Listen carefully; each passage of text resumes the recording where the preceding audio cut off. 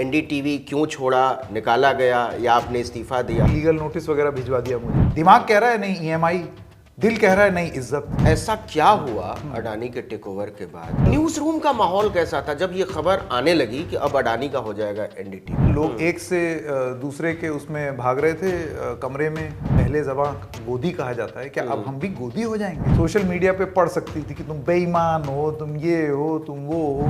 ये व्यवस्था के साथ सेटलमेंट का मामला नहीं है? ब्रीफ ये दिया गया, you do it in your balanced boring NDTV BBC style. क्या ऐसा लगने लगा था कि अगर एनडीटीवी हमने छोड़ा नहीं तो एनडीटीवी से निकाल दिया जाएगा? मुझे आरक्षण विरोधी, जनेऊधारी एक खबर आई जुनैद और नासिर हत्याकांड वाली, और उसमें हमने भी क्यों नहीं छोड़ दिया जैसे कि एक और सज्जन छोड़ चले गए। मुंबई में राहुल गांधी की प्रेस कॉन्फ्रेंस को डिस्टर्ब करने के लिए दबाव डाला। इन रंगों से मुक्ति की ही तो लड़ाई है कि आप टैग कर देते हो, हरा मतलब मुसलमान कर देते हो, गेरुआ मतलब हिंदू कर देते हो। रवीश का कोई मैसेज फोन आया आपके पास? सवर्णों का सवर्णों के लिए और सवर्णों के द्वारा।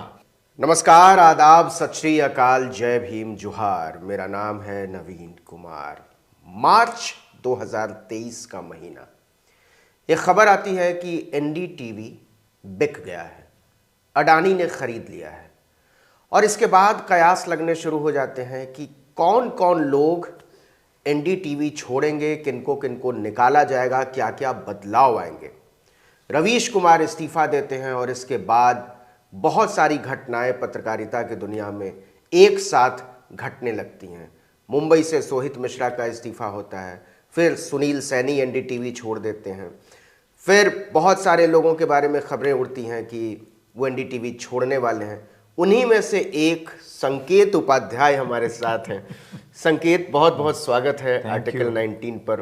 तो क्या कहूँ आपको, आपकी नई शुरुआत के लिए बधाई दूं या एनडीटीवी छोड़ने या उससे अलग होने पर अफसोस जाहिर करूं?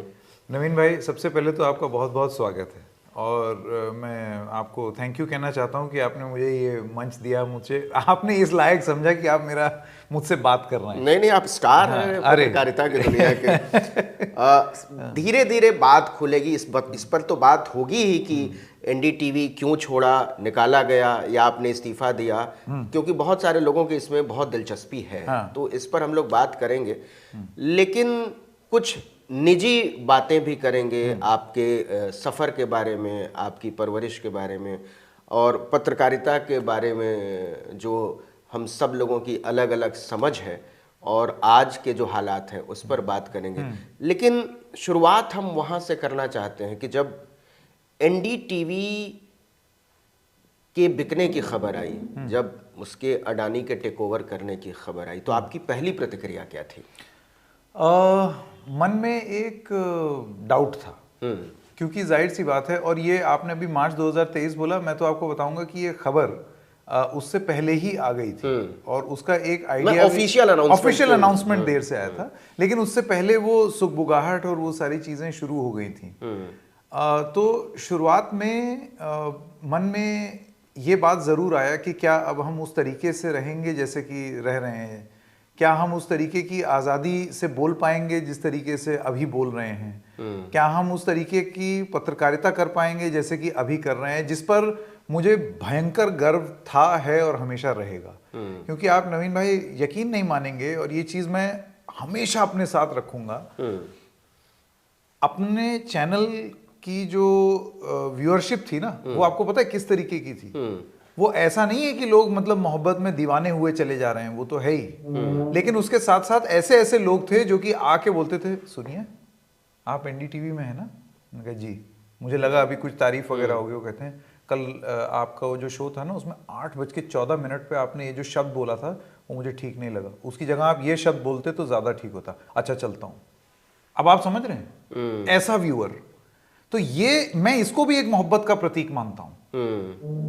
आपको एक एक आदमी 100 बातें सिखा करके जा रहा है। एक सज्जन थे, उनका बिहार से फोन आया, मैं आज तक नहीं भूल सकता। उन्होंने मुझसे कहा एक बात बताएं, ऐसे अपना वो जो तरीका होता है उनका। जी बताइए। कहते हैं आजकल आप मैं बहुत बोलने लगे हैं, कम कीजिए, थोड़ा सा अच्छा रखते हैं। आप समझिए, आपका व्यूअर आपको सेल्फ सेंटर्ड अप्रोच, एग्जैक्टली आपका व्यूअर आपको तुरंत आपको पटरी पे लाने का भी काम कर रहा है इतना। और ये अपना कर्तव्य समझता है, ये समझता है, अपना राइट समझता है कि वो आ करके आपको ये बता जाए। मैं इसको अपनी सबसे बड़ी उपलब्धि मानता हूं नवीन भाई, कि ये हो रहा था कि लोग सिर्फ तारीफ ही नहीं ये कर रहे थे। फिर से इस सवाल पर लौटेंगे, लेकिन थोड़ा आपके सफ़र के बारे में लोग जानना चाहेंगे कि आपकी पढ़ाई लिखाई कहाँ से हुई, आपने जर्नलिज्म कैसे शुरू किया, और फिर कैसे टेलीविज़न और फिर टेलीविज़न का उससे बाहर होना। 21 साल हो गए। 21 साल। हाँ, 21 ईयर्स। उसकी शुरुआत लेकिन एक न्यूज़ एजेंसी से हुई थी, इंडो एशियन न्यूज़ सर्विस 2002 में। वहाँ से शुरू किया। 1 साल दिल्ली में इंटर्नशिप की, बाद में फिर वहीं रिपोर्टर बन गए। अगर आप उससे पहले पूछें, बहुत संक्षिप्त में बता देता हूँ। दिल्ली यूनिवर्सिटी से ग्रेजुएशन किया।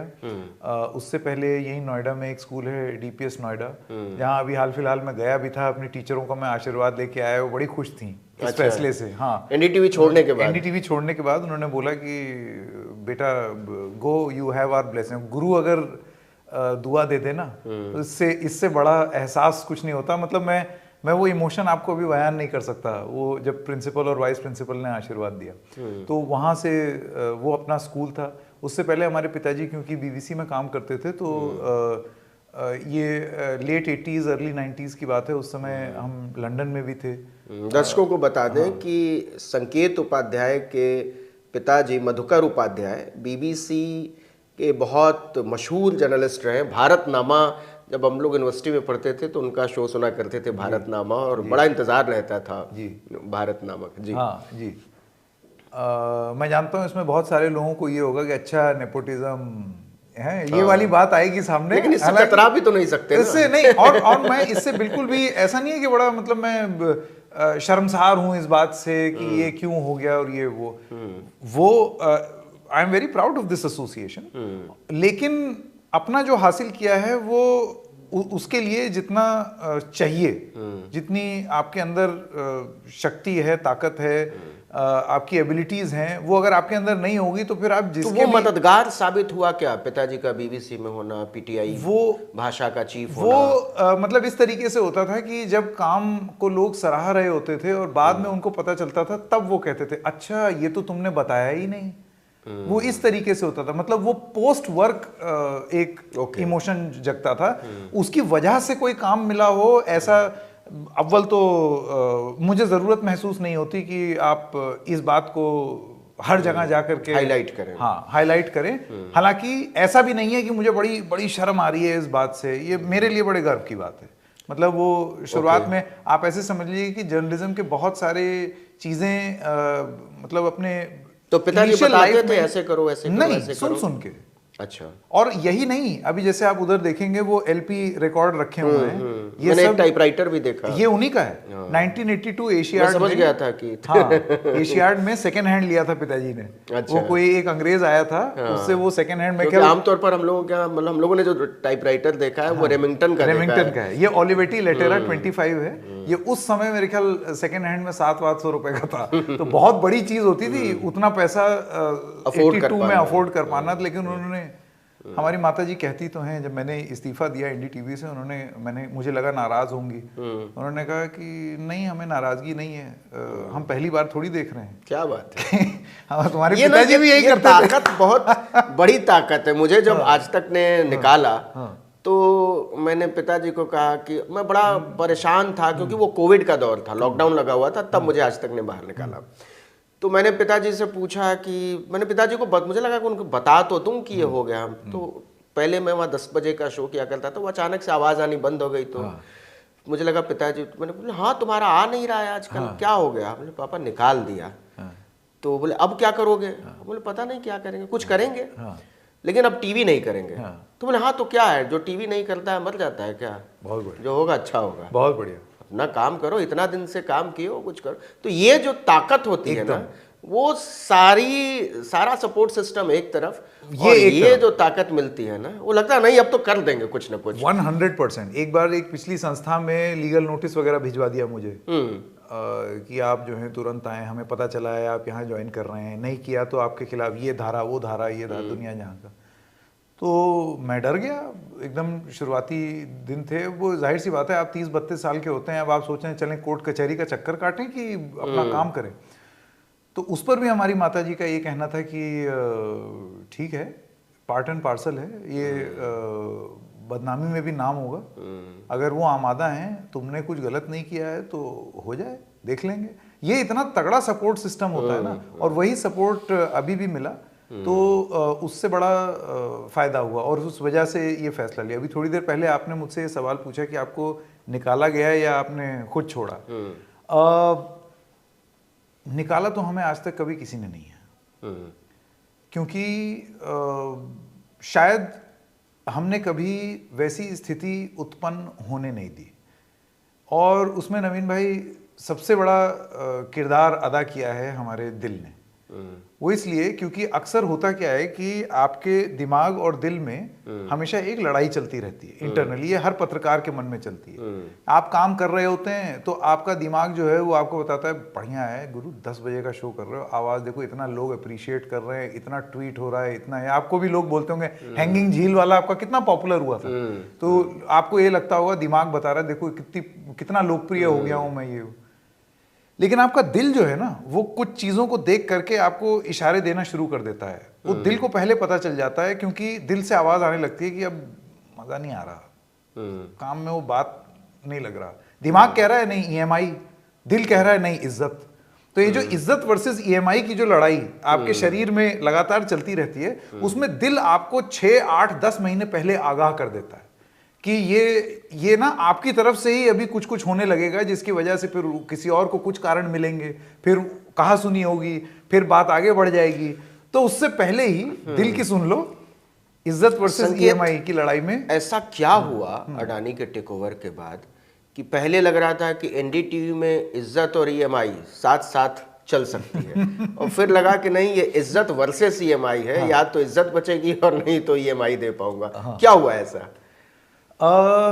टेक ओवर हुआ, तो टेक ओवर के बाद जैसे मैंने आपको बताया, एक न्यूज रूम का माहौल कैसा था जब ये खबर आने लगी कि अब अडानी का हो जाएगा एनडीटीवी?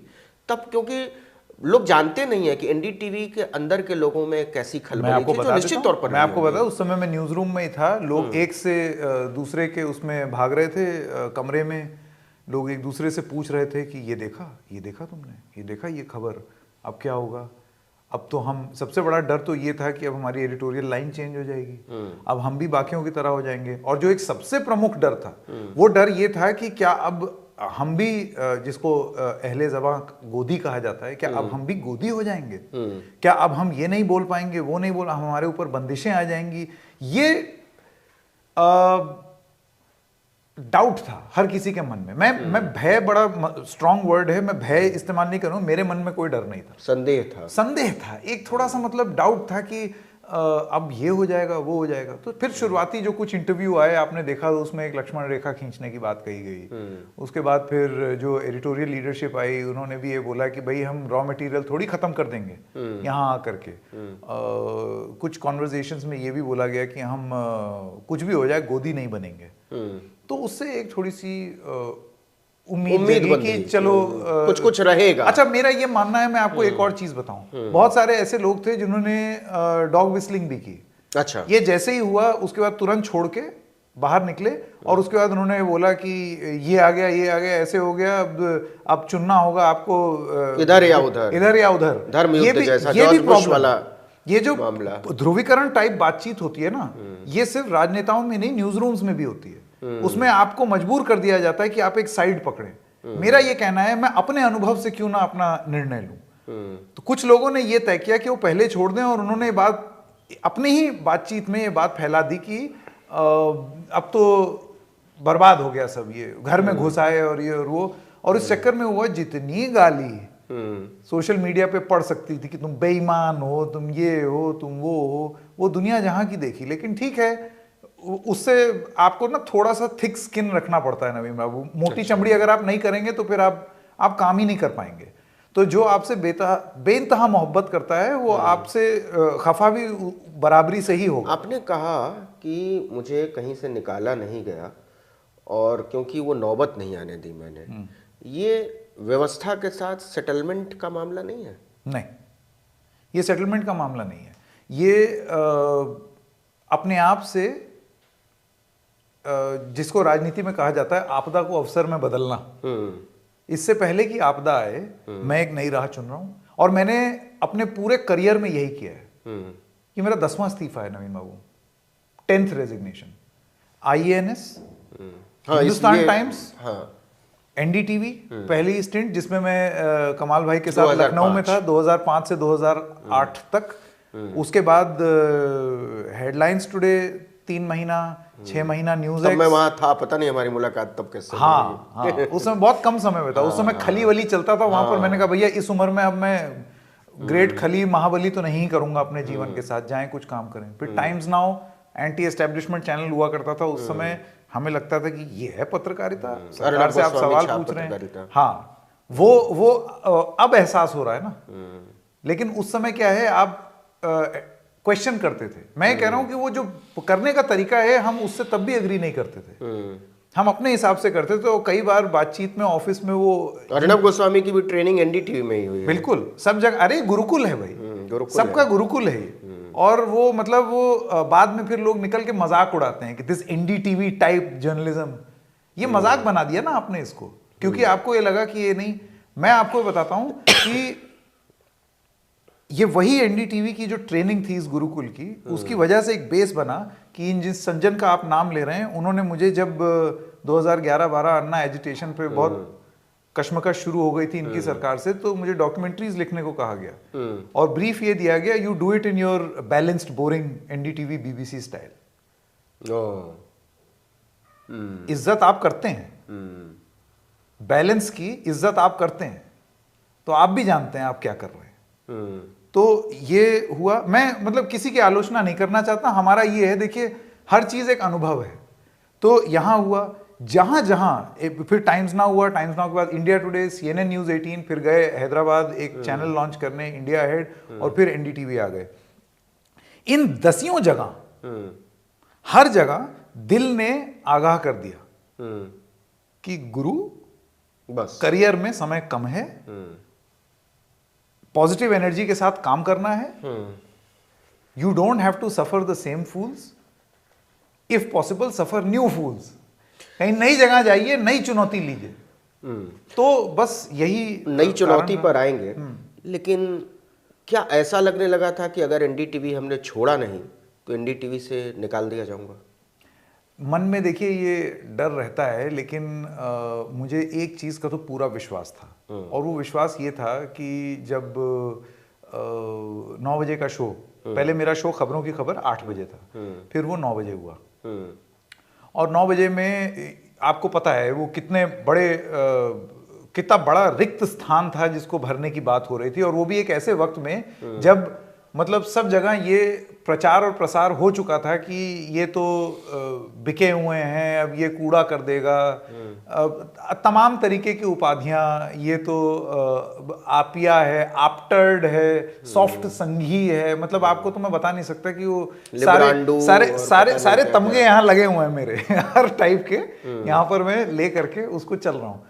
और ऐसे वक्त में जब लोगों ने आरक्षण विरोधी भी, आरक्षण विरोधी भी, ये पूरा अम्बेडकराइट इकोसिस्टम जो है वो जो सोशल मीडिया पे चलता है, उसमें मुझे आरक्षण विरोधी, जनेऊधारी, मतलब मैं जो नहीं हूं, मुझे तो ये सुन के पता चलता है मैं क्या क्या हूं। तो खैर वो कोई बात नहीं। मेरे लिए चुनौती ये थी कि अच्छा है, मुझसे बिल्कुल किसी को कोई एक्सपेक्टेशन नहीं थी।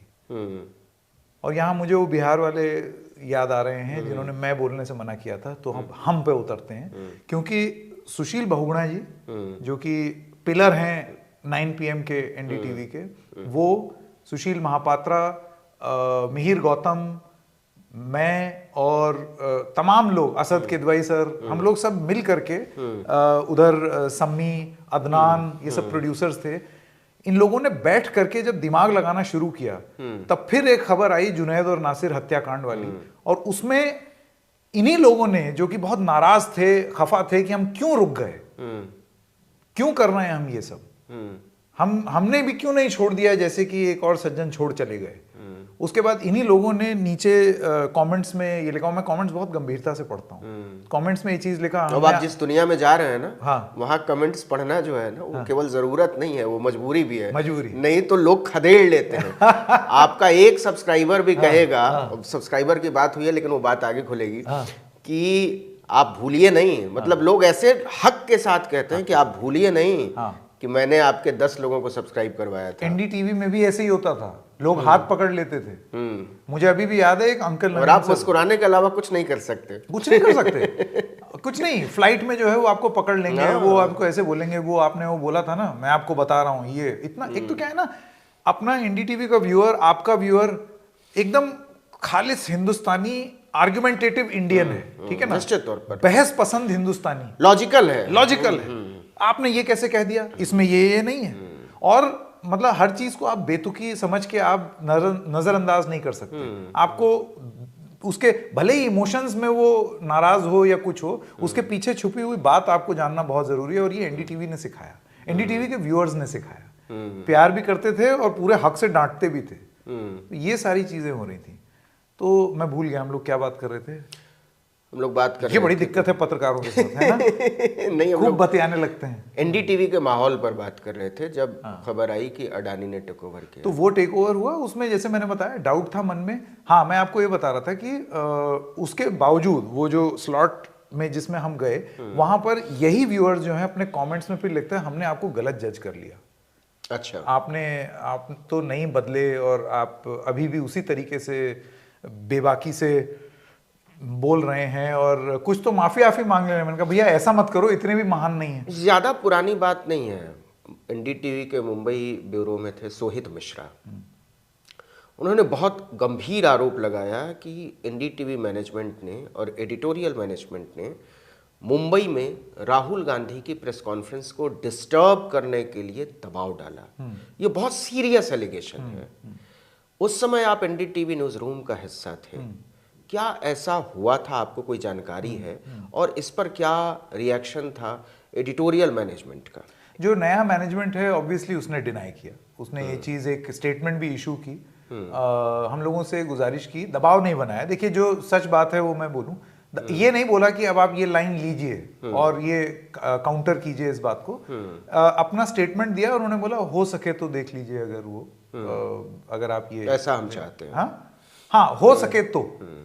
ट्रूथ बी टोल्ड, हमने वो उसको फॉरवर्ड नहीं किया या रीट्वीट नहीं किया, क्योंकि मुझे ज़रूरत महसूस नहीं हुई ये करने की। ये हम सब जानते हैं, और मुझे ऐसे लगता है नवीन सर, हमारा इस्तीफा दे देना अपने आप में इस बात का जवाब है कि हम क्या पहले महसूस करते थे, किस तरीके की एडिटोरियल इंडिपेंडेंस, और हमने अपनी आज़ादी और अपनी बंदिशें खुद तय की थी। हम अपनी लिमिटेशंस भी जानते हैं। लिमिटेशंस ये नहीं कि हमें किसी से दब जाना है कुछ, लिमिटेशंस पत्रकारिता की मर्यादा की, वो मर्यादा हमको खुद मालूम है, वो हमने डिफाइन किया, और वो इजाजत इस एनडीटीवी ने हमको दी थी कि आप अपनी मर्यादा खुद सेट कीजिए। अगर आपको लगता है कि आपको ये बोलना है, फैक्ट से बैकअप कर सकते हैं तो बोलिए। उनका ये कभी नहीं कहना था कि आप प्रो बीजेपी मत हो जाइए अपनी बात में, या प्रो कांग्रेस मत हो जाइए। फैक्चुअल बात अगर है तो बोलिए ना। मुझे ऐसे लगता था कि वो जो इंडिपेंडेंस है वो धीरे धीरे धीरे करके, एकदम से कुछ नहीं होता, लेकिन धीरे धीरे करके वो कम हो रही थी।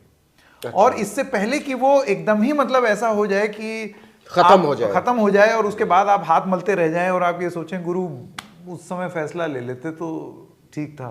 यही मैं बोल रहा हूं कि 6-8 महीने बाद ऐसी नौबत हो जाए कि आप राह चलते मिलें और सलाम दुआ भी ना करें हम।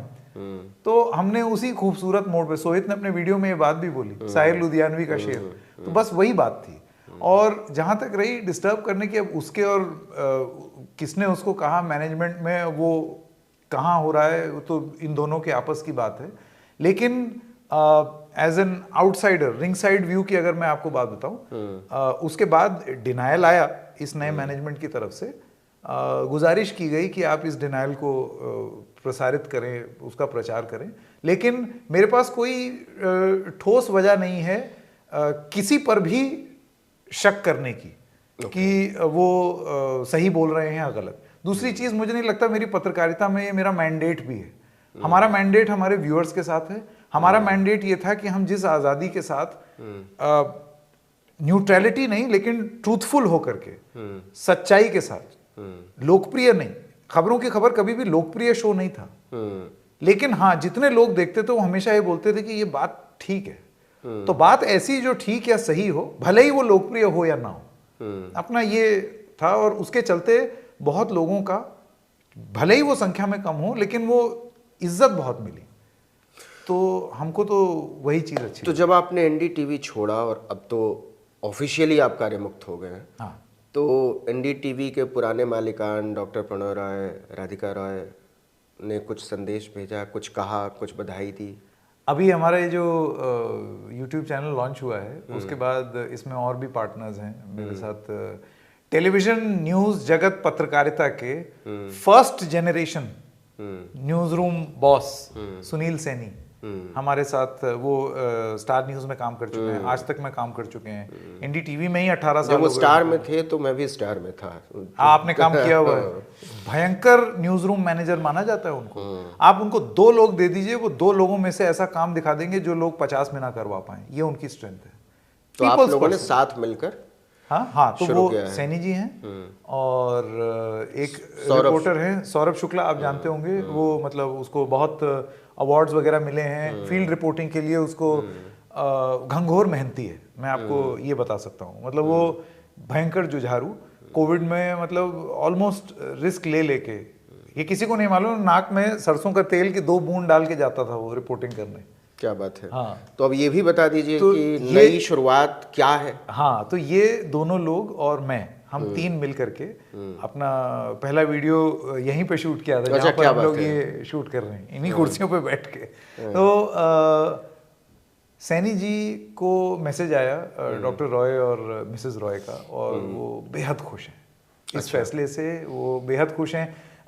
मिसेस रॉय और डॉक्टर रॉय बहुत पर्टिकुलर हैं कुछ चीज़ों को लेके, जैसे रंगों का चयन, बोली हुई बात, सलीका, तमीज़, कंटेंट, डिस्प्ले, और उनकी तरफ से ये आना कि अच्छा लग रहा था आपने जिस तरीके से बनाया है, जो नाम रखा है, जो ये सब है, पूरा आशीर्वाद, तो बहुत ही अच्छा लगा। इस चैनल का नाम है द रेड माइक, लाल माइक। अच्छा, लाल माइक, द रेड माइक। हाँ, एनडीटीवी का द रेड माइक, और अब एनडीटीवी के बाद भी। मेरा तो ये कहना है नवीन साहब, हमने एनडीटीवी भले ही छोड़ दिया हो, लाल माइक हमारे पास है। यही तो we have the red mic. Sanket, ये अपने आप में सवाल है, और मतलब ये मेरे मन में आया है सवाल कि ये जो मैं कहूँगा, ये जो इन्फेचुएशन है रंगों को लेकर, और जो मैं कहूँ कि पूर्वाग्रह है कि नहीं लाल का मतलब सर्वश्रेष्ठ होगा, नहीं, दरअसल या जर्नलिज्म का पर्याय जैसा कुछ। हाँ। अब यही दरअसल इन रंगों से मुक्ति की ही तो लड़ाई है कि आप टैग कर देते हो, हरा मतलब मुसलमान कर देते हो, गेरुआ मतलब हिंदू कर देते हो, तो लाल का मतलब आप प्रोग्रेसिव कर देते हो। और ये जो रंगों का प्रभुत्व है, लड़ाई तो इससे मुक्ति की है ना, फिर उसी में फंसने से तो काम कैसे चलेगा? ये सवाल आपने बड़ा सही पूछा। ये तो एक नजरिया है, लेकिन ये पूर्वाग्रह जो है ये लोगों का बनाया हुआ है ना। मैं तो रंगों को एक खुशी का प्रतीक भी देखता हूँ। आपके खून का रंग जो है, आप ये बोल दें इसको रंग मुक्त बना दीजिए, तो वो पानी हो जाएगा, फिर रक्त नहीं रहेगा। लोहिया जी कहते थे हजारों फूलों को खिलने दो, तो हजारों फूलों मतलब वाइब्रेंट थॉट्स, बिल्कुल बिल्कुल, हर तरह के विचार। तो मेरा ये कहना है कि इसको आप ऐसा नहीं है कि द रेड माइक जो है वो महज लाल रंग और हम लाल में ही सिमट के रह जाएंगे। हमारा जो थंबनेल, क्योंकि यूट्यूब में बड़ा मैंने तो एक क्षेपक के तौर पर हाँ, नहीं बिल्कुल, उसमें सफेद भी है, उसमें काला भी है, उसमें नीला भी है, हम सब पूरा गुलदस्ता है सर। अब वो नाम उसका हमने लाल इसलिए रखा है क्योंकि वो एक इमोशन है। अब आपने लाल माइक का जिक्र किया है और आपने अपने चैनल, तो पहले तो आपको बहुत बहुत बधाई, थैंक यू, बहुत बहुत शुभकामनाएं कि आप जल्दी ही, मैं कहूँगा कि जिन वजहों से आपको नई शुरुआत करनी पड़ी या आपने इसको स्वेच्छा से चुना है, वो उन वजहों को एक लॉजिकल कंक्लूजन मिलता हुआ दिखाई पड़े, तो आपको बहुत बहुत शुभकामनाएं। थैंक यू नवीन भाई। लेकिन जब लाल माइक की बात होती है और जब एनडीटीवी की बात होती है, तो एक नाम का जिक्र होता है, उनका नाम है रवीश कुमार। हाँ, वो लाल माइक को लेकर कई बार अपनी बात कह चुके हैं, वो एनडीटीवी के पर्याय की तरह बन चुके थे। रवीश का कोई मैसेज, फोन आया आपके पास? मेरे पास नहीं आया क्योंकि वो संभवतः व्यस्त होंगे, लेकिन मेरे जो और बाकी पार्टनर्स हैं उनसे ज़रूर बात हुई। मेरे ख्याल से सौरभ से बात हुई उनकी, बड़ी लंबी बात हुई, और उन्होंने आज एक बड़ा अच्छा कॉन्ग्रेचुलेटरी ट्वीट भी किया है। तो मैं समझता हूँ ये अपने आप में एक समर्थन है, और उन्होंने ही नहीं, तमाम लोगों ने, मैं देख रहा हूँ कि वो लगातार सुबह से, मैं तो फ़ोन की बैटरी डाउन हो गई सुबह से, क्योंकि तमाम लोगों का मैसेज जो है वो आ रहा है, जितने वेल विशर्स हैं, जो लोग जेन्युइनली नवीन साहब हमसे हमारे काम को सराहते हैं, पसंद करते हैं, वो सब लोग दिल से जुड़ रहे हैं। और मैं आपको ये भी बताता चलूं कि इसमें से बहुत सारे ऐसे लोग हैं जिनको विपरीत विचारधारा का भी माना जाता है। तो बात जो सही हो, सिर्फ लोकप्रिय ना हो, अगर आप इस फिलॉसफी को लेकर के, बहुत मुश्किल है इस पे चलना, क्योंकि इसमें इंस्टेंट पॉपुलैरिटी नहीं है। ऐसा नहीं है कि आप रातों रात 2 लाख 3 लाख 5 लाख, मतलब ऐसे एक पूरा विचारधारा वाले लोग जो हैं वो आपके साथ जुड़ जाएं, ऐसा नहीं होगा, क्योंकि आप कभी कभार उनको भी नाराज कर देंगे अपनी बात से, किसी और को भी नाराज कर देंगे, कल को कोई और जो है वो आपकी बात पसंद कर रहा है, आज गुस्सा हो जाएगा। तो ये तो हम जीवन भर झेलते हुए आए हैं, आप भी करते हैं अपने वीडियो में, आप कभी कभार कुछ किसी के खिलाफ बोल देते हैं। तो मेरा ये मानना है, तो मुझे ऐसे लगता है कि इसके तो ये चलते खूबसूरत चीज है, लगता यही तो है है, कि यही वो रंगीन गुलदस्ता ये आपको है। बताता है कि आप क्रेडिबल हैं, आपसे लोगों को उम्मीद है, आपसे नाराज होते हैं, खुश होते हैं, तो ये है। लेकिन अब जरा न्यूज़ रूम, चूंकि इकोसिस्टम की बात हो रही थी थोड़ी देर पहले, न्यूज़ रूम इकोसिस्टम की बात करते हैं संकेत, आपको ऐसा नहीं लगता, आपने बहुत सारी जगहों में काम किया, आपने इंडिया टुडे ग्रुप में काम किया है, आपने टाइम्स ऑफ इंडिया ग्रुप में काम किया है, एनडीटीवी में तो किया ही है, आपने आईएएनएस में काम किया, आपने हिंदुस्तान टाइम्स में इससे काम अच्छा किया न्यूज़ है। रूम नहीं है एनडीटीवी से। लेकिन इसमें से किसी भी न्यूज़ रूम, और जिनका नाम मैंने नहीं लिया है उनको भी जोड़ दीजिए, ऐसा नहीं लगता है कि ये जो टेलीविज़न के चैनल हैं, और आप अखबार भी मान लीजिए, ये सवर्णों के लिए और सवर्णों के द्वारा काम करते हैं। इसमें आपको कोई याद आता है कोई दलित जर्नलिस्ट? आप की बात एकदम सही है, और ये एक मैं भी मानता हूँ। देखिए, इसके चलते मुझे मेरी घंघोर आलोचना भी हुई है, लेकिन मेरा अपने दर्शकों से और आपसे ये कहना है, मैं अगर उपाध्याय पैदा हो गया हूँ तो क्या ये मेरे अगेंस्ट जाए ये बात? नहीं, ये बात आपके निजी आपकी बात नहीं है। हाँ, मैं समझ, लेकिन ये तो डाइवर्सिटी के अगेंस्ट, डाइवर्सिटी के बेसिक प्रिंसिपल के खिलाफ है। एकदम आपकी बात सही है, और ये रिप्रेजेंटेशन और होना चाहिए, और ये नहीं है, ये बात सच है। जैसे कि मतलब हमारे न्यूज़ रूम में कई बार हम लोग बेशक मजाक के तौर पर ये चीज़ बोलते हो कि देखो शर्मा, मिश्रा, शुक्ला, उपाध्याय, इस तरीके से बात होती है, वो भले ही मजाकिया बात में हो रही हो, हालांकि ये जितने भी लोग एनडीटीवी में थे, हमारे व्यूअर्स भी इस चीज़ को अटेस्ट करेंगे, आप भी करेंगे, कि ये पूर्वाग्रह लेकर के हम लोग नहीं चलते हैं कि हम लोग कुछ, मतलब हमारे अंदर वो कोई पंडिताई, कोई तमगे लगे हुए हैं, हम कभी इस तरीके की बात नहीं करते, और ना ही कभी एनडीटीवी के इंटरनल सिस्टम, क्योंकि आप बहुत सीनियर पोजीशंस में रहे, और जो सबसे ऊपर के पोजीशंस में रहे उनसे आप सीधे कनेक्टेड रहे, कभी ये बात उठी कि नहीं न्यूज़ रूम और डाइवर्स होना चाहिए, हम यहाँ और दलितों को ले आएं, आदिवासियों को ले आएं, उसमें भी लड़कियों को ले आएं, उस तबके की, उनकी आवाज भी हमारे न्यूज़ रूम एकदम आप सही कह रहे हैं, एकदम कभी ये बात उठी? बिल्कुल बात उठी है। इनफैक्ट मैं आपको, क्योंकि आपने महिलाओं की बात की, आप ये समझ लीजिए कि डांट पड़ती थी एनडीटीवी में कि अगर आप पैनल बना रहे हैं और अगर उसमें आपने सिर्फ पुरुषों को अगर उस पैनल में ले लिया, डांट पड़ती थी, ये क्यों किया आपने? दलित, एक मुझे अभी भी याद है, एक अनुसूचित जाति विशेष या कास्ट सेंसस को लेकर के एक कोई चर्चा हो रही थी, जिसमें मतलब ऐसा किसी ने सोचा नहीं, लेकिन उसमें क्या हुआ कि सारे ही सवर्ण बैठ करके उस मुद्दे पर बात कर रहे थे। ऐसे ही होता है, ऐसे वो सारे चैनलों में ये इत्तेफाक, हसीन इत्तेफाक जो है वो अपने आप ही घटित होते रहते हैं। मैं नहीं मानता हूं कि और कोई ऐसा चैनल होगा जहां पर डांट पड़े कि क्यों किया, ये क्या तरीका था, आइंदा से ये गलती नहीं होनी चाहिए। ये चेतना जो है ना, वो होना जरूरी है। मैं नहीं कहता हूं कि हमसे गलती नहीं होगी, गलती तो काम करेंगे तो गलती होगी, लेकिन अगर गलती को हमें पता हो जाए और अगली बार हम ये प्रण लें कि हम उसको नहीं बिगड़ने देंगे या वो गलती दोबारा नहीं दोहराएंगे। जैसे मैनल कहते हैं इसको, मतलब एक पैनल में अगर सिर्फ मैन बैठे हो तो उसको मैनल कहा जाता है। तो हमारे यहाँ मैनल पर तो आपके कान खींच लिए जाते थे कि ये नहीं हो सकता बॉस, ये एक्सेप्टेबल नहीं है, ये मतलब इतनी सख्ती थी। एनडीटीवी एक वक्त लेकिन इंटरनल सिस्टम में नहीं आने देंगे, मतलब दलितों को, आदिवासियों को प्रोड्यूसर नहीं बनाएंगे, रिपोर्टर नहीं बनाएंगे, एंकर नहीं बनाएंगे। ऐसा इसलिए मैं कह रहा हूँ कि ये केवल कास्टिज्म का मामला नहीं है, ये बेसिकली रेसिज्म का भी मामला है। हाँ, हमारा पूरा टेलीविजन का जो न्यूज रूम है वो रेसिस्ट है, और इसकी वजह से मान लिया जाता है कि उनकी बात भी हम ही करेंगे, उनको खुद अपनी बात नहीं, वो ठीक नहीं है, वो बिल्कुल भी ठीक नहीं है। और ये इसको तो कोई डिनाई नहीं कर सकता कि आपको और रिप्रेजेंटेशन चाहिए और बहुत एक्टिवली आपको वो प्रतिनिधित्व देना होगा।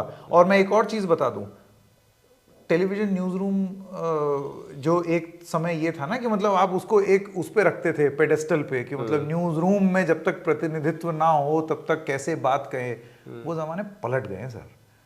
अब जो है ना, अब किसी को अपनी बात कहने के लिए टीवी के न्यूज रूम की जरूरत नहीं है। तो अगर लोग ऑल थैंक्स टू टेक्नोलॉजी, अब लोग जो है वो अपनी बात कहेंगे और फिर आपको उनकी बात सुननी पड़ेगी।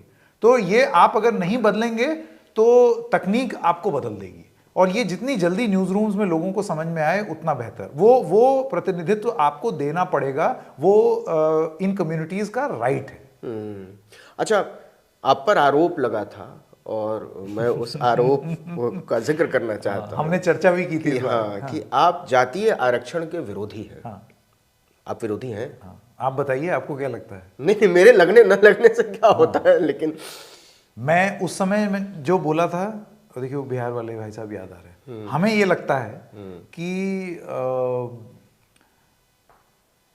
जिस तरीके से नवीन कुमार जब चैनल में थे, अब तो आप अपने खुद के बॉस हैं, लेकिन जब आप चैनल में थे तो आप जो भी काम करते थे साल भर बाद आपके काम की समीक्षा होती थी, जिसके बदले में आपको एक इंक्रीमेंट मिलता था। इसमें बॉस बैठ करके करता था कि नवीन बाबू ने ऐसे किया, ये काम किया, ये किया, वैसे किया, या अजय बाबू जो हैं वो उन्होंने कितना अच्छा कैमरा किया, तो फिर उनके बॉस ने उनकी रिव्यू किया। ठीक है, इसी तरीके से हर चीज की दुकान चल रही है, नहीं चल रही, कितना सामान बिका, सारी चीजें, सरकारी नीतियां ये लागू की, ये इफेक्टिव हुई, नहीं हुई, समीक्षा आप देख रहे हैं हर चीज की, हर स्कीम की। आप जो तभी तो आपको पता चलेगा कि आप उस उद्देश्य को पूरा कर पाए हैं या नहीं। मैंने बस उस समय सिर्फ एक और एक चीज बोली, मैंने कहा ये कैसी व्यवस्था हम चाह रहे हैं या उम्मीद रखते हैं कि वो आरक्षण आ जाए और फिर वो परमानेंट ही रह जाए, हर समय रहे और उसमें और चीजें जुड़ती रहें, उसका रिव्यू क्यों ना हो? कि अगर कोई, इसीलिए तो जातीय जनगणना की मांग उठती रहती है। बिल्कुल, कि आप रिव्यू तो करो, आप रिव्यू तो करो, बताओ कि वो जिन जातियों को आपने, जिनकी भलाई के लिए आप ये लाए, उनकी भलाई सही में हुई भी है या नहीं, या कहीं ऐसा तो नहीं कि कुछ जाति विशेषों की ज्यादा भलाई हो गई है और कुछ जो है अभी भी पीछे रह गए हैं, उन तक लाभ नहीं पहुंच पाया है। और अगर लाभ नहीं पहुंच पाया, बिहार के कास्ट सर्वे ने इसका जवाब दिया है। और रही बात रिव्यू करने की, तो ये सरकार की रिपोर्ट है कि देश के जो 5 टॉप IIT हैं और Indian institute of science, 6 institute में 90% प्रोफेसर जो है वो सवर्ण है। 90% एकदम। हाँ, देश के जो 43 केंद्रीय विश्वविद्यालय हैं, ये भारत सरकार ने लोकसभा में पिछले साल अपने जवाब में कहा था, उसमें OBC की भागीदारी जो है 14% है, उसमें दलित की भागीदारी जो है वो 12% के आसपास है, और आदिवासी की भागीदारी जो है वो 4-5% के आसपास है। तो अगर इतने साल तक रिजर्वेशन सचमुच में मिला है तो ये भागीदारी आती क्यों नहीं है? आती क्यों नहीं? यही तो इसका मतलब कि रिजर्वेशन मारा गया है, उसका असर नहीं हो रहा है। और अगर मैं उसके असर तो तब होगा जब आप रिजर्वेशन दोगे। आपने रिजर्वेशन दिया ही नहीं है। सही बात, ये तो मानना पड़ेगा ना। सरकारों ने, चाहे जो भी सरकारें रहीं, उन्होंने इस क्लास को और कास्ट को भागीदारी देने में बेईमानी की है। ये हमको स्वीकार करना पड़ेगा, तब जाकर, और कास्ट सेंसस को लेकर हमको ईमानदार रवैया अपनाना पड़ेगा। उसका कारण पता है क्यों होता है? जहां कोई चीज इस देश में एक पॉलिटिकल टूल बन जाएगी, एक राजनीतिक हथियार बन जाएगी, वहां ये प्रॉब्लम। दुर्भाग्यवश आरक्षण को एक राजनीतिक हथियार बना दिया कि आप अभी कोई भी राजनीतिक दल से आरक्षण की समीक्षा का एक शब्द बुलवा लीजिए, आप बुलवा ही लीजिए। क्यों? क्योंकि उनको ये मालूम है कि तुरंत लोग हाँ उसको गलत इंटरप्रेट करने वाले, बिल्कुल उसी तरीके से जैसे हमारे ऊपर ये आरोप लगाया गया कि हम एंटी रिजर्वेशन है, हम एंटी एब्सोल्यूटिज्म है।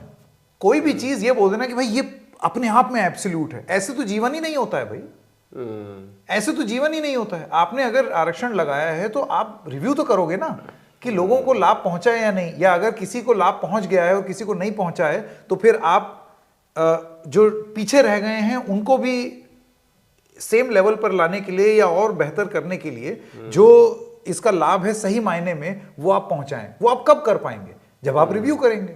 अब आप कहें रिव्यू की बात करना ही अपराध है तो, और ये रिव्यू की बात तो ज्यादातर लोग कर रहे हैं अब कि रिव्यू करो, कि रिव्यू वाली ही बात पर ये एंटी रिजर्वेशन का आरोप लगा था। क्योंकि रिव्यू होगा तो वो घट भी सकता है, बढ़ भी सकता है। हाँ। जो जैसा है वैसा करो। हाँ।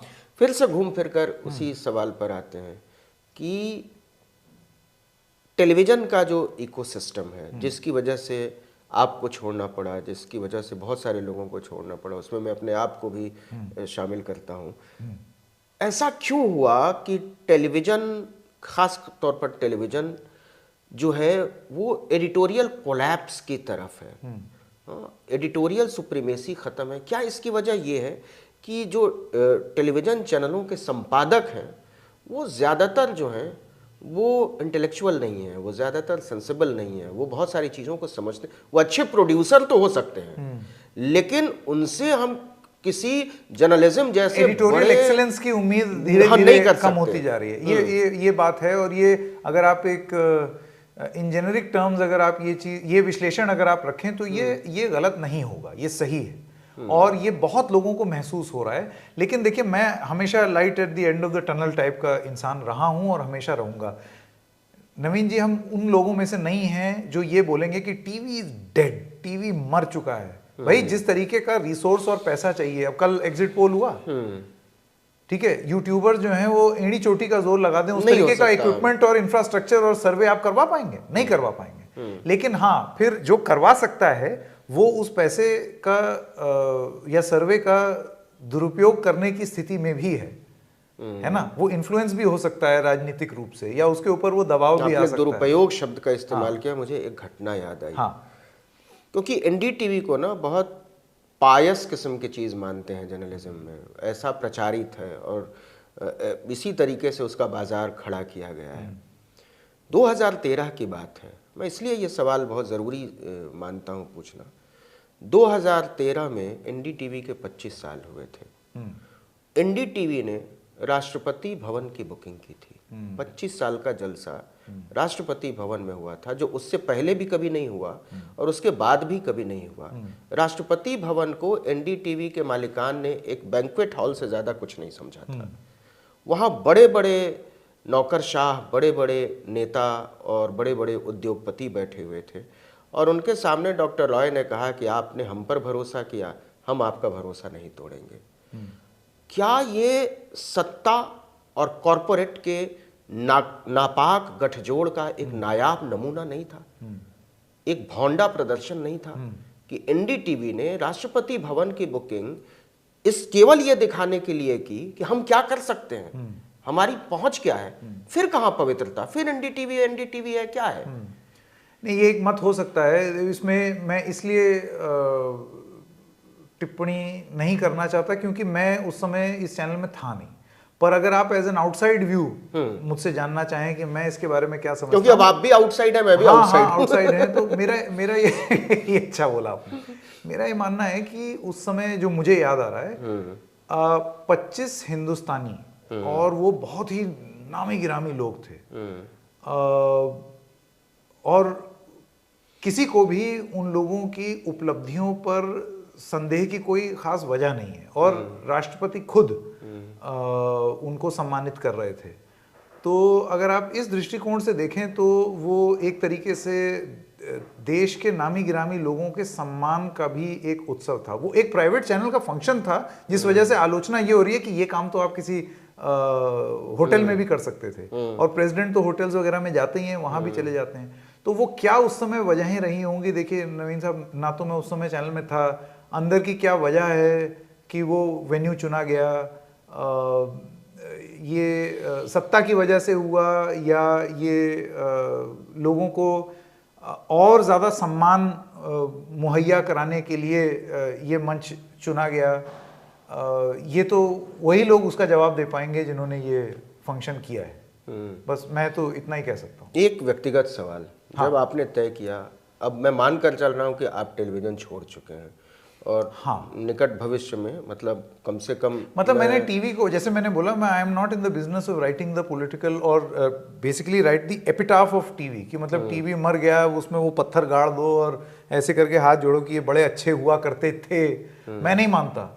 टीवी उतना ही रेलेवेंट है जितना अखबार है, जितना रेडियो है, सारे माध्यम चल रहे हैं, डिजिटल भी चल रहा है। नहीं, इसमें किसी को कोई शक होना ही नहीं चाहिए कि टेलीविजन एक बहुत मजबूत टूल है मास कम्युनिकेशन का और इसकी ताकत से भी किसी को इनकार नहीं होना चाहिए। टीवी डिजिटल को यूज करता है अपनी पॉपुलैरिटी के लिए, तो वो अपना तो हालांकि अभी ये वाइसी वर्सा हो गया, डिजिटल को टीवी यूज कर रहा है, सब एक दूसरे की यूज सब पॉडकास्ट होता है। सोचिए, मतलब मैं तो पॉडकास्ट होना चाहिए था रेडियो, अब लोग YouTube पे पॉडकास्ट करते हैं, तो ये मैं कह रहा हूँ बड़ी, और वीडियो पॉडकास्ट मतलब पॉडकास्ट तो बेसिकली ऑडियो फॉर्म है कम्युनिकेशन का। हाँ, ये तो इंटरव्यू हो गया, लेकिन उसको पॉडकास्ट कह रहे हैं। ठीक है, मेरा क्योंकि उसको कैजुअल रखते हैं तो पॉडकास्ट कह देते हैं।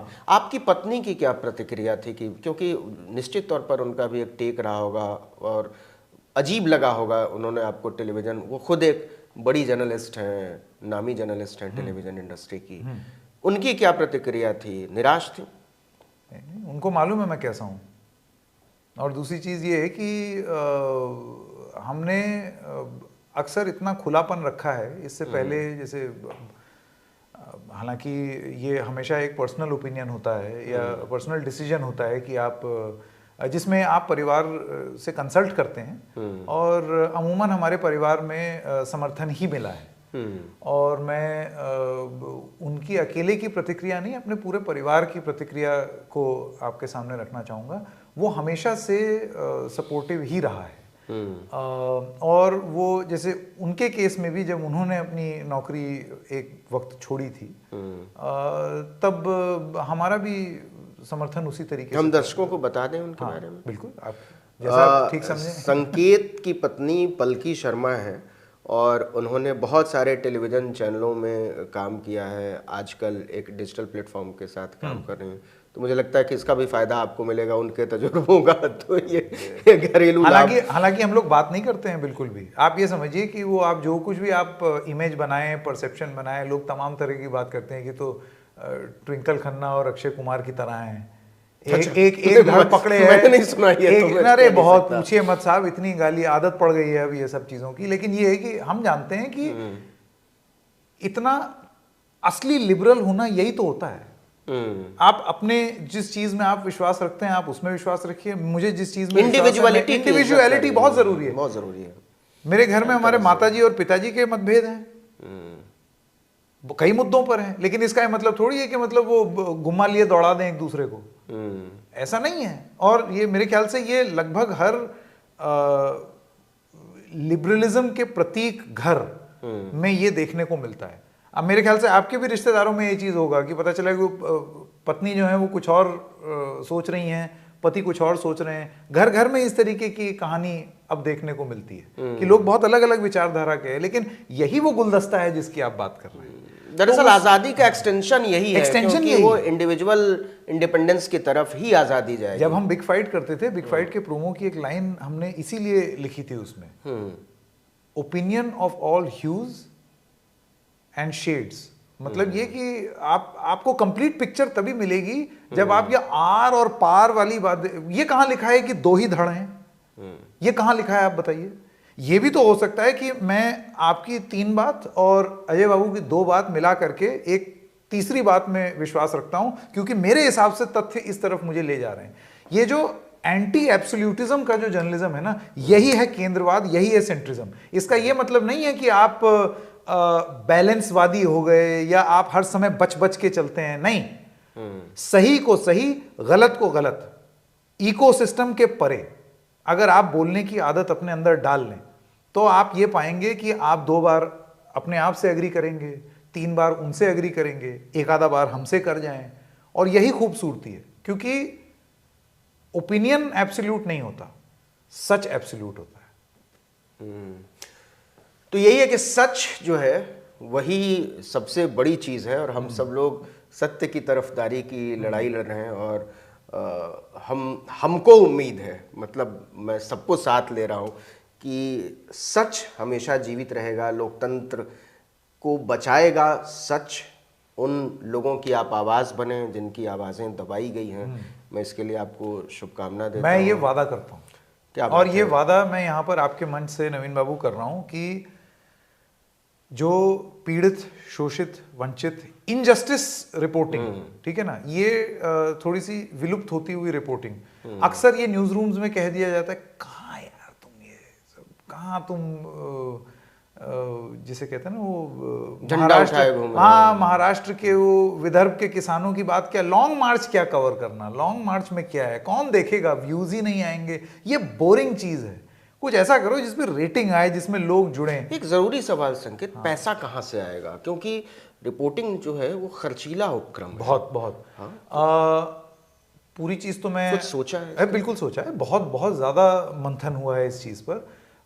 मैं धन्यवाद करना चाहता हूँ बहुत सारे लोग जो कि रूहानी तौर पर हमारे इन्वेस्टर्स जो हमारे साथ जुड़े हैं, उन्होंने इस आइडिया में विश्वास जताया है। दूसरी चीज़ आप ये समझिए, जैसे कि पहले कॉलोनीज में होता था ना सहकारिता, मैं नहीं कह रहा हूँ कोऑपरेटिव शुरू करने जा रहे हैं, लेकिन बहुत हद तक उस तरीके की पत्रकारिता, मतलब लोग जो हैं वो रिसोर्स पूलिंग करेंगे। अब ज़रूरी नहीं है कि संकेत उपाध्याय, सौरभ शुक्ला, ये सुनील सैनी जो हैं वो यहाँ से बैठे बैठे गांव में सीधे ही चले जाएंगे, आप नहीं कर सकते। वो बहुत, आप सही कह रहे हैं, बहुत खर्चीला धंधा है वो। इसी वजह से तो लोग डिबेट फॉर्मेट में चले गए, उन्होंने चीखना चिल्लाना ज़्यादा बेहतर समझा। लेकिन हाँ, अपने नेटवर्क से, अपने गुडविल से, दोस्तों से, इस पत्रकारिता में जो परिचय हुआ है उनसे मिल करके, वहाँ अगर हम किसी को जानते हैं जो ये एडिटोरियल थॉट प्रोसेस हमारे साथ शेयर करता है, उसको हम चिन्हित कर चुके हैं और कर रहे हैं। तो हमें मालूम है कि वो किस तरीके से वो रिसोर्स पूलिंग करनी है, कैसे। जैसे छोटी सी आपको एक बात बताऊं, अक्सर ये बोला जाता है कि आप अगर मतलब pro Muslim anti Muslim, pro Hindu anti Hindu, ऐसी बात होती है। नफरती जो प्रयोग है उसका एक परिणाम यही देखने को मिलता है। एक छोटा सा प्रकरण हुआ था, वाराणसी में एक शमीम भाई थे, वो चल रहे थे, एक सीसीटीवी फुटेज आई जिसमें शमीम भाई ने एक बच्ची को, पानी सड़क पर था और करंट आ रहा था, वो तड़प रही थी, कोई पास नहीं जा रहा था, वो भी चपेट में आ जाते। शमीम भाई गए, उन्होंने एक लकड़ी ली और लड़की को डांट के बोले, लकड़ी पकड़, लकड़ी पकड़, और फिर ऐसे करके खींच लिया। ये सीसीटीवी फुटेज थी। ये अमूमन स्पीड न्यूज में एक इंसान ने वाराणसी में बचाई लड़की की जान, लड़की बची, और सीसीटीवी फुटेज 7-8 सेकंड में खत्म हो जाता। हमने, हमारे एक सहयोगी हैं, उनको भेजा शमीम भाई के पास। शमीम भाई ने पूरा प्रकरण हमको बताया, ऐसे हुआ, फिर ऐसे हुआ, फिर ऐसे हुआ। हमने उसमें सिर्फ एक छोटी सी चीज लिखी, शमीम भाई में फरिश्ते जिंदा हैं। क्या बात? और शमीम भाई ने वो पूरा नरेट किया। ये ज्यादा पुरानी बात नहीं है, 3.5 मिलियन लोगों ने देखा। ये इंसिडेंटल था, ये एक अच्छी कहानी थी जो कि 7 सेकंड में निपटा दी जाती, लेकिन हमको ये लगता है कि ये एक ऐसी कहानी थी जो इसीलिए मैंने एडिटोरियल बौद्धिक बौनेपन की बात की थी। और कौन आपत्ति करेगा शमीम भाई के इस एक्ट पर? अगर कोई ये कहता है कि ये इनको तो एक ही की बहादुरी दिख रही है, ये आपका ओछापन है अगर आप इस तरीके से सोचते हैं। क्योंकि क्या वो शमीम भाई जो हैं वो हिंदुस्तानी नहीं है? क्या उन्होंने ये सोच करके उस बच्ची की जान बचाई कि ये कोई मुसलमान बच्ची होगी तो मैं बचा लेता हूँ, हिंदू होती तो मैं नहीं बचाता? ये तो नहीं सोचा ना उन्होंने तो बस लाठी दी, खींच लिया, बचा लिया। और वो इस बात में पूरा नरेट कर रहे थे कि हमने ऐसा किया, हमने उसको डांटा, हमने कहा कि लकड़ी पकड़। तो वो उन्होंने अपनी पूरी कहानी बताई और लोग इस कहानी को सुनना चाहते थे। तो मेरा ये कहना है कि ये आइडेंटिफाई करना, ये देश की ये स्पिरिट है। और मुझे ऐसे लगता है, मुझे इस चीज का पूरा विश्वास है कि इस स्पिरिट को लोग रेड माइक के माध्यम से देखेंगे। ये रेड माइक लोगों का माइक है और उन्हीं की आवाज है। क्या बात है। तो डिजिटल की दुनिया में संकेत का, सुनील सैनी का और सौरभ का स्वागत कीजिए। मैं भी अपील कर रहा हूं कि रेड माइक को ज़रूर सब्सक्राइब कीजिए और ऐसी बहुत सारी आवाज़ों की ज़रूरत है, बहुत बहुत ज़्यादा ज़रूरत है। तो जर्नलिज्म की दुनिया को वाइब्रेंट बनाने के लिए आप चले हैं। हाँ। तो हमारे जैसे लोग बहुत उत्साहित हैं। आइए, इस जमात में आपका स्वागत है। बिल्कुल। Thank you. आर्टिकल 19 इंडिया से बात करने के लिए आपका बहुत बहुत धन्यवाद संकेत। थैंक यू नवीन भाई, थैंक यू, नमस्कार।